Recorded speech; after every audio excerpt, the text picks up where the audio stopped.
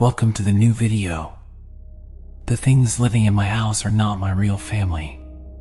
They look and sound like them, but I'm sure they're not. I know it sounds crazy, but hear me out.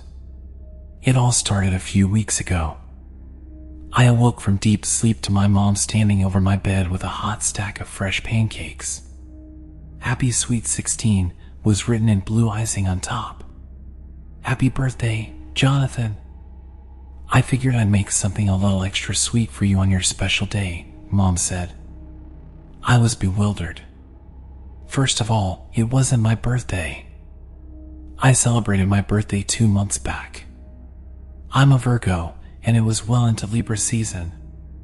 Secondly, I ate pancakes with a passion. Is this a joke? I said. Mom, you know my birthday was a few months ago. She stared blankly at me for a moment as if she were looking through me. Then she broke out into a loud, uncharacteristic cackle. That's a good one, honey, she said. I'm your mother. I birthed you. I think I would remember what day that was. She set the pancakes on my bedside dresser and left my room. At first, I was worried she had suffered a stroke or some kind of fugue state, but over the next couple of weeks, there were more weird incidences. Some were benign enough, like my unathletic father insisting he was a marathon runner, my unartistic mom transforming our guest room into an art studio, or my sister repeatedly calling the dog the wrong name. Other incidents were more serious, like when my father, who insists that pepperoni is the only acceptable pizza topping, ordered pineapple instead. I stopped trying to correct them because the same thing happened every time. They gave me a strange, empty look for a moment, then a chuckle, a pat on the head, and an insistence that I was mistaken. It started to take its toll on me as I grew increasingly wary of my family. I'm a naturally skeptical person, so I figured there had to be some explanation I could find on the internet. Then, in an obscure medical journal, I stumbled on the entry for Capgras syndrome, a condition where the subject believes those around them have been body snatched and replaced. Bingo! Ironically, this set me at ease. Sure, I might be nuts, but at least there was some natural explanation. That was until things got even weirder. A rash appeared on my foot that I couldn't sate with ointment, and I discovered little pinpricks inside my armpits. Sometimes I would awake with my body red and hot all over, almost like an excruciating sunburn that I could feel deep in my bones. After these incidences, I would awake confused and less familiar with my surroundings. My bookcase was in the wrong place, my clothes had been replaced, and my family's behavior was nearly unrecognizable. These tiny mutilations continued until I awoke one morning from another dreamless sleep to find a cut behind my ear. It wasn't some tiny scratch, but an incision that had been sutured.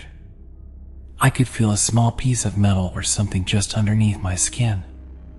I had finally had enough. I couldn't explain any of this away by blaming my head. I was certain imposters had taken over my home, and I wouldn't let them get away with it. I set up a series of cameras around my house to capture the activity going on that next night. I nervously succumbed to light sleep, but was awoken by a loud thud on the roof hours later. I scrambled to my computer to check the surveillance equipment. I toddled through the cameras in each room of our large house until I came upon my sister. She stood stock still in the kitchen, eyes glazed over like she was in a trance. I could barely make out a shadowy figure in the corner of the screen before it hurried into the other room. Next, I switched to the hallway monitors. My father was talking to something off camera. My blood ran cold as a pale, spindly creature stepped into view. It had its back to the camera, but I could make out 2 tentacles for arms and 2 legs which seemed impossibly slender. They were pallid and smooth head to toe with few identifiable features, almost like Gumby, but with a large bulbous head. Its legs did not bend, so its gait was uneven and clumsy as it shuffled toward my father.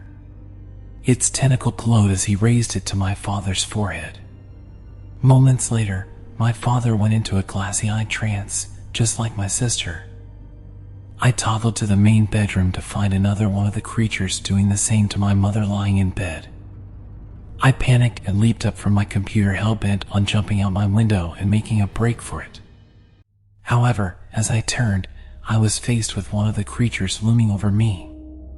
The creature had large, black eyes that took up most of its face and a small, thin-lipped mouth. I wasn't scared as it raised its glowing tentacle to my forehead. Instead, I felt a warm light envelop me before everything went black.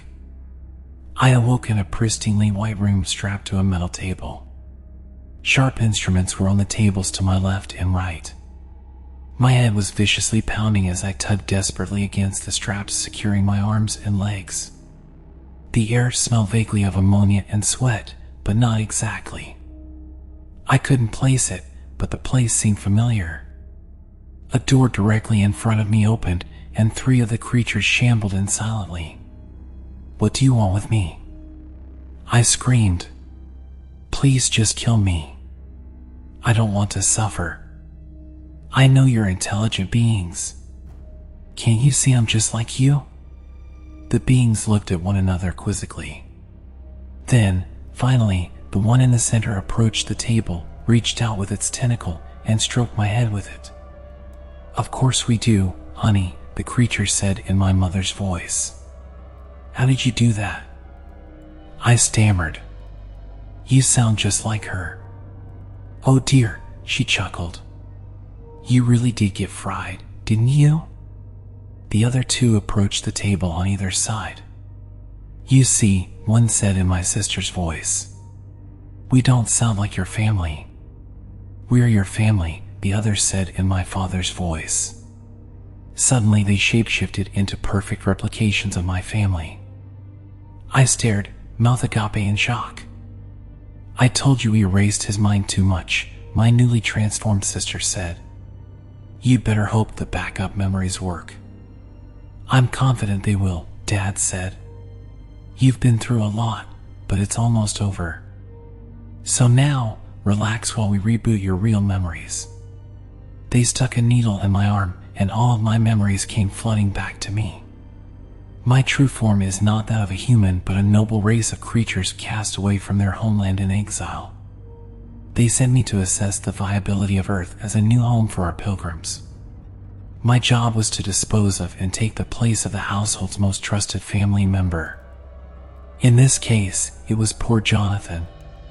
Once in place, I acted as an unwitting antenna, collecting data for my family, who monitored the situation in the skies above. This process was repeated across Earth with hundreds of families until every pilgrim had a home. Shapeshifting is easy, but I am no actor. So to sell the ruse, we harvested Jonathan's memories and imported them into my consciousness. Naturally, this required the wiping of my real memory first. Admittedly, it's a shoddy process that degrades over time and requires frequent re-examinations and surgeries to maintain, hence the restless nights. Everything seemed unfamiliar to me because it was. I was the imposter, a stranger living out of place in a human family, acting perfectly normally. "Mother, father, sister," I whispered with tears in my eyes. "I missed you so much." "As we did you," Father said, smiling in his human form. "Through your work, we are ready to inhabit the Earth together as a family." We descended once again to the planet that we would now call home. It felt good to lie in my comfy bed and close my eyes, knowing I'd wake up to my real family again in the morning.